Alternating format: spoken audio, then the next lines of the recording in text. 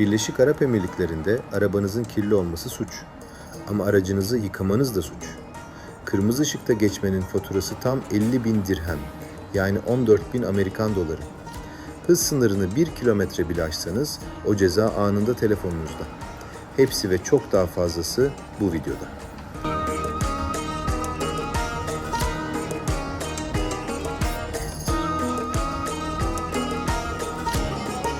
Herkese merhabalar. El Gran Explorer kanalına hoş geldiniz. Bugün Birleşik Arap Emirlikleri'nin o kusursuz görünen ama bir o kadar da sert kuralları olan yollarındayız.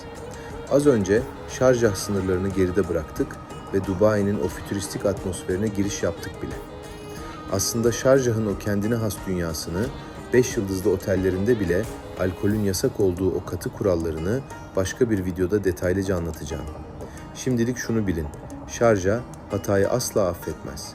Ama Dubai'de kurallar ve estetik konusunda ondan geri kalmaz. Gelelim Dubai ve Abu Dhabi arasındaki o keskin çizgiye. Alkol yasaları bu toprakların en hassas noktasıdır. Dubai bu konuda ne kadar esnek ise diğer emirlikler o kadar sıfır tolerans sahibidir. Dubai'de lisanslı mekanlarda özgürsünüz. Ancak sınırları aştığınız an her türlü alkol bulundurmak ve tüketmek adli bir vakaya dönüşebilir.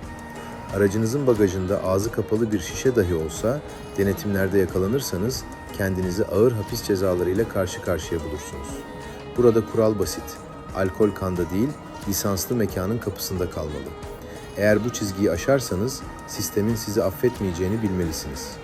Bakın, tam şu an üzerimizden geçen bu beyaz devasa takı gördünüz mü? İsmi Salik.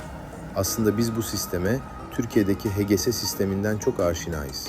Durmak, bilet almak veya kredi kartı okutmak artık Dubai'de tarih oldu. Fark şu, burada otoyol değil, şehrin göbeğindeki ana yollar bile ücretli.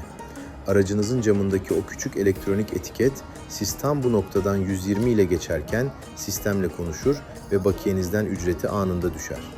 İşte tam burada smart mühendislik devreye giriyor.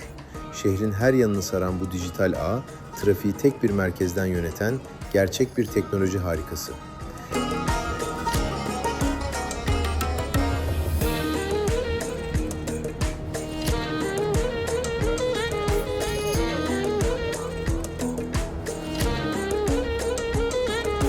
Birleşik Arap Emirlikleri'nde hız sınırı bir matematik sanatı gibidir.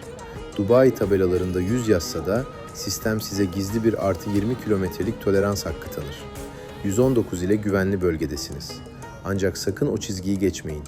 Radarlar o kadar hassas ki 121 ile geçtiğiniz an telefonunuza o para cezası mesajı düşer. Ve işte en büyük şok. Abu Dhabi sınırına girdiğinizde o tolerans tamamen buhar olur. Orada tabela 80 diyorsa kural 80'dir. 81 ile gittiğiniz an radara yakalanırsınız. Tolerans kelimesini Abu Dhabi'de unutun. Abu Dhabi yollarında sürerken kendinizi bir podyumda sanabilirsiniz. Çünkü o radarlar durmadan yüzünüze flash patlatır. Sakın panik yapmayın. Dubai'de flash patlıyorsa muhtemelen geçmiş olsun, ceza yediniz demektir. Ancak Abu Dhabi'de o flashlar çoğu zaman sistemin sizinle selamlaşması. Eğer kurallara uyuyorsanız o ışıklar ve flaşlar ceza için değil, emniyet kemerini, telefon kullanımını ve trafiğin akışını kontrol etmek içindir. Abu Dhabi radarları sadece biraz fazla fotojenik. Sistem seni izliyorum diyor.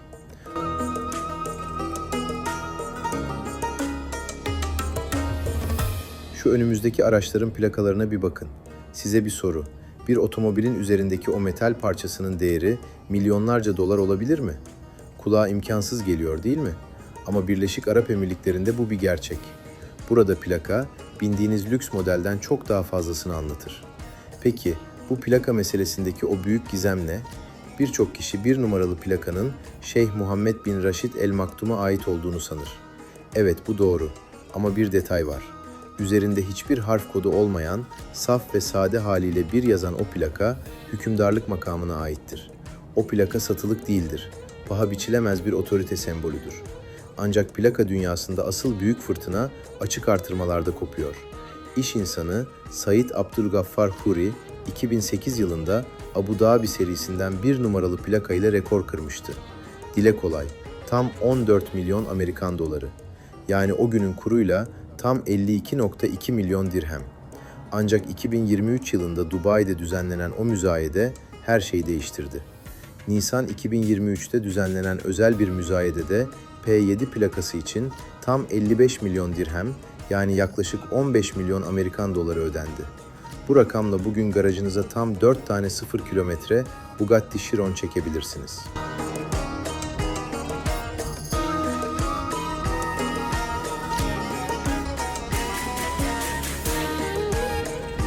Gelelim temizlik meselesine. Özellikle Dubai ve Abu Dhabi gibi yerlerde aracın kirli olması şehrin imajını bozmak suçuna giriyor ve binlerce dirhem cezası var. Sıkı durun, aracınızı yıkamanız, hatta bir bezle silmeniz bile suç. Çünkü belediye yollara süzülen kirli suyun ve kimyasalların o kusursuz asfaltı lekelemesine asla izin vermiyor. Sokakta yıkama yapmanın cezası da yine 500 dirhem ve aracınızın çekilme riski var. Bu yüzden kesinlikle yasaktır. Bu iş için yetkilendirilmiş, lisanslı yıkama merkezlerini kullanmalısınız. Üstelik bu merkezlerde aracınızı pırıl pırıl yapmanın bedeli 35 veya 50 dirhem civarındayken sokakta fırça sallamanın bedeli binlerce dirhem olabilir. Seçim sizin. Gelelim o en can yakan kısma, kırmızı ışık ihlali. Dubai'de kırmızıda geçmenin cezası para değildir. Aracınız bağlandığında o meşhur salıverme bedelini, yani tam 50 bin dirhem ödemeniz gerekir. Aksi takdirde 14 bin Amerikan doları değerindeki bu cezayı ödemezseniz ne mi olur? Devlet aracınıza el koyar ve onu açık artırmada satar. Kiralık araçta bu hatayı yaparsanız tatiliniz o saniyede biter. Dostlar, tüm bu sert kuralları duyunca gözüm korktu. En iyisi hiç direksiyona geçmeyeyim diyebilirsiniz. Ama bir detay var ki sizi cezbedeceğine eminim. Dubai'de araba kiralamak, şaka yapmıyorum, bazen bir öğle yemeğinden bile daha ucuz. Mesela Avrupa'da yanına bile yaklaşamayacağınız bir Maserati Levante'yi haftalık sadece 390 avro civarına kiralayabiliyorsunuz. Bu sınıftaki bir İtalyan asaletini günlük ortalama 55 avroya kiralamaktan bahsediyoruz. Eğer tercihiniz güç ve konforsa, Chevrolet Tahoe gibi premium SUV'ler haftalık 400 ile 500 euro bandında sizi bekliyor. Performans ve prestij arayanlara BMW 4 serisi haftalık 1000 avro civarında. Fakat dikkat, altınızdaki motor güçlendikçe o sağ ayağınızın altındaki hız tutkusunu dizginlemek çok daha zorlaşıyor. Kiralık araçla yaptığınız her bir ihlal doğrudan kiralama şirketinin sistemine düşer. Ve siz aracı teslim ederken o minik kiralama bedelinin üzerine eklenmiş devasa bir fatura ile karşılaşırsınız.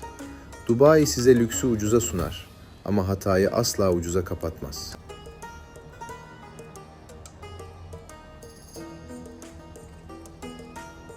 Birleşik Arap Emirlikleri'nde road rage, yani trafikte öfke kontrolünü kaybetmek bir kabahat değil, ağır bir suçtur.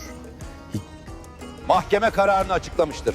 Sanık sunulan deliller ışığında suçlu bulunmuştur. Birleşik Arap Emirlikleri trafik kuralları gerçekten çok katı arkadaşlar.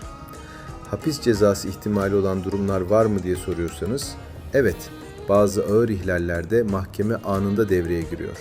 Örneğin alkollü araç kullanma, uyuşturucu etkisi altında sürüş, kasıtlı ölümle sonuçlanan kazalar veya drift gibi tehlikeli hareketler.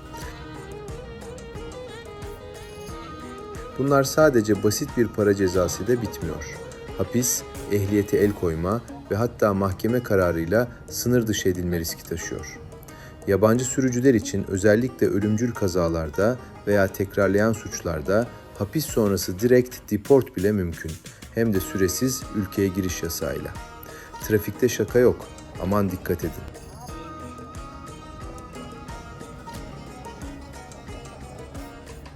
Sabır burada en büyük kuraldır. Eğer bir tartışma yaşarsanız en iyisi camı kapatıp polisi aramaktır. Kısacası dostlar, Birleşik Arap Emirlikleri'nde direksiyon sallamak büyük bir keyif, kurallara bir beyefendi gibi uyduğunuz sürece. Eğer bu bilgileri faydalı bulduysanız kanala abone olmayı, videoyu beğenmeyi ve yeni videolardan anında haberdar olmak için bildirimleri açmayı unutmayın. İzlediğiniz için teşekkürler. Bir sonraki videoda buluşmak üzere. Hepinize El Gran Explorer kanalından elveda.